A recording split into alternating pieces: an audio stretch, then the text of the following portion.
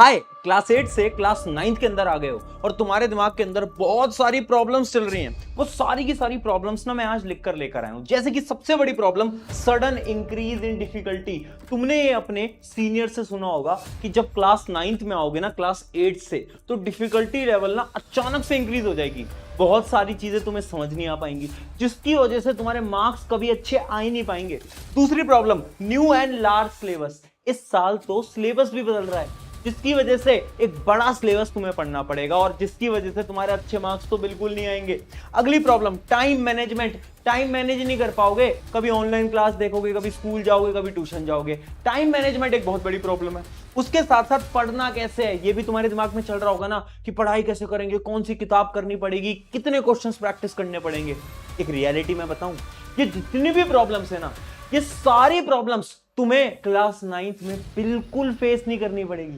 Class 9th ना बहुत easy class रहने वाली है, लेकिन हाँ, कुछ 5 गलतियां हैं जो कि हर एक स्टूडेंट करता है जब वो क्लास 9th के अंदर आता है।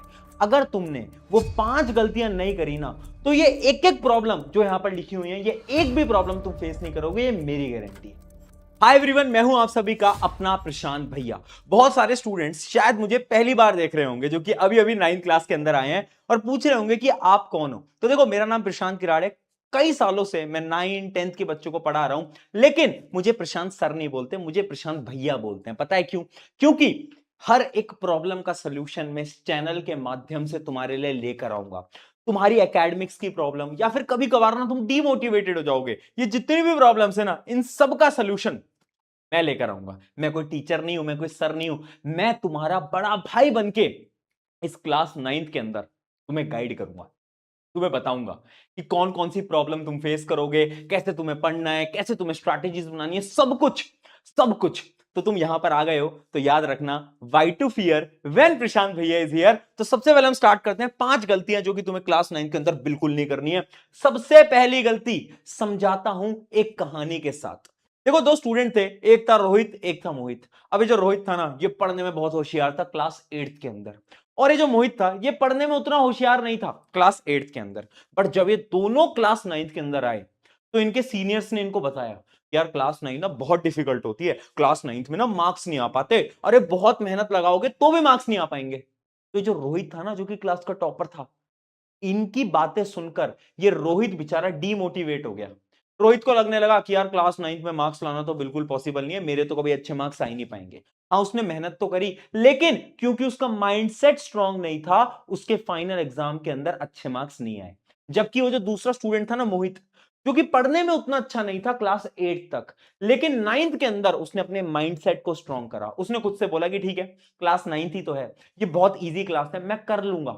उसने खुद को बार बार ये चीज बोली, उसने बहुत मेहनत लगाई और उसने क्लास 9th के अंदर अपने स्कूल में टॉप करा। इस स्टोरी से आपको एक इंपॉर्टेंट चीज समझनी है, एक मिस्टेक समझनी है, कि ना तुम्हें हमेशा अपने माइंडसेट को स्ट्रांग रखना है। यहां पर लिखा भी हुआ है माइंडसेट। ये सबसे पहली और सबसे इंपॉर्टेंट चीज है।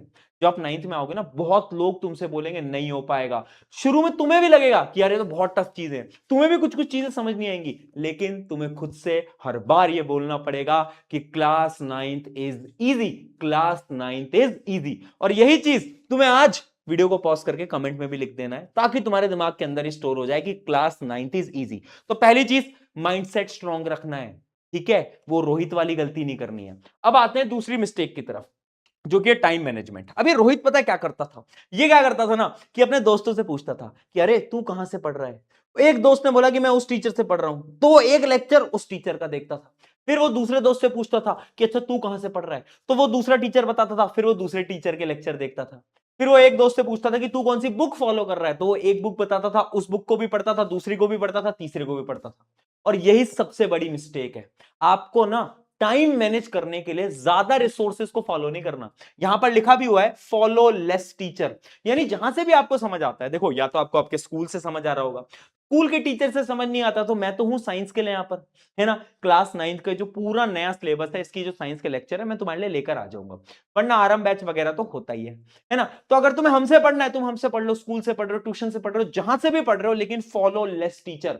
इधर उधर मत जाओ, एक टीचर रखो एक सब्जेक्ट के लिए, उतना आपके लिए इनफ है। दूसरी चीज, डोंट कंपेयर। तुम्हारे दोस्तों से, उनकी किताबों से कंपेयर मत करो कि तुम्हारे दोस्त तो आर डी शर्मा कर रहे हैं, तुम आर एस अग्रवाल कर रहे हो। अरे दोनों ही किताबें अच्छी हैं, तुम चाहे ये करो चाहे तुम वो करो, कोई फर्क नहीं पड़ता, बट जब एक बुक कर रहे हो ना तो उसको पूरा सॉल्व करना, इसलिए कंपैरिजन मत करना।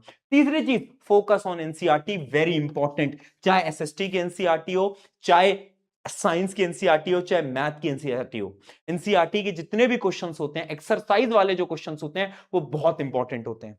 उनको अवॉइड मत करना, इग्नोर मत करना, उनको सॉल्व करना, क्योंकि वहां से ही तुम्हारे क्वेश्चंस तुम्हारे स्कूल वाले बना रहे होते हैं।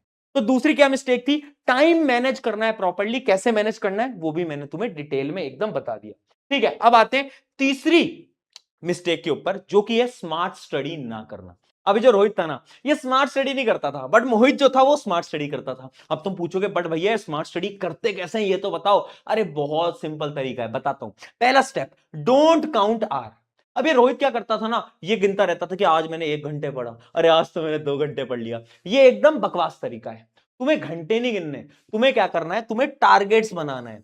जैसे कि तुम्हें पता है कि आज तुम्हें मैथ की एक एक्सरसाइज सॉल्व करनी है, तो तुम्हें पता है तुम्हारा टारगेट सेट है।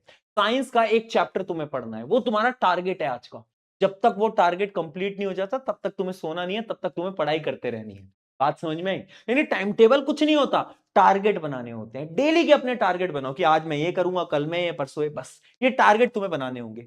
अगली चीज, सब्जेक्ट वाइज स्ट्रैटेजी। तुम्हें यह पता होना चाहिए कि साइंस कैसे पढ़ना है, मैथ कैसे पढ़ना है, एसएसटी कैसे पढ़ना है।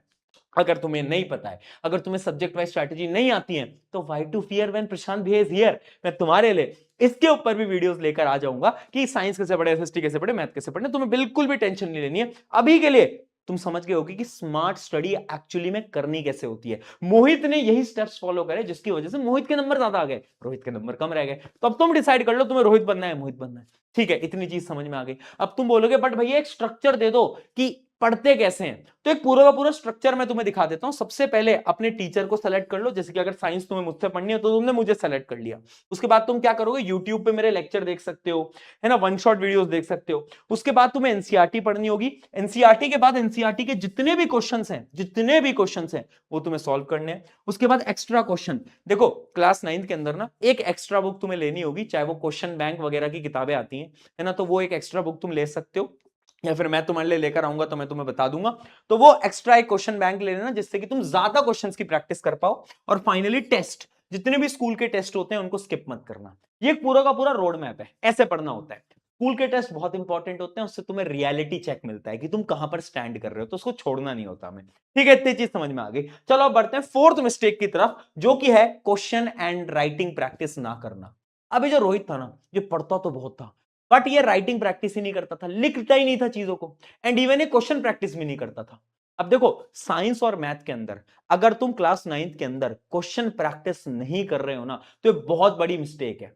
साइंस में भी, क्योंकि फिजिक्स बहुत बड़ी हो जाती है क्लास 9 के अंदर, तो तुम्हें बहुत सारे क्वेश्चंस की प्रैक्टिस करनी पड़ेगी, मैथ्स में भी करनी पड़ेगी। और एसएसटी के लिए तुम्हें राइटिंग प्रैक्टिस करनी होगी, यानी लिख लिख के चीजों को समझना पड़ेगा, वरना एग्जाम में जाओगे आंसर तो सब आता था बट लिख नहीं पाओगे और नंबर तुम्हारे कम रह जाएंगे।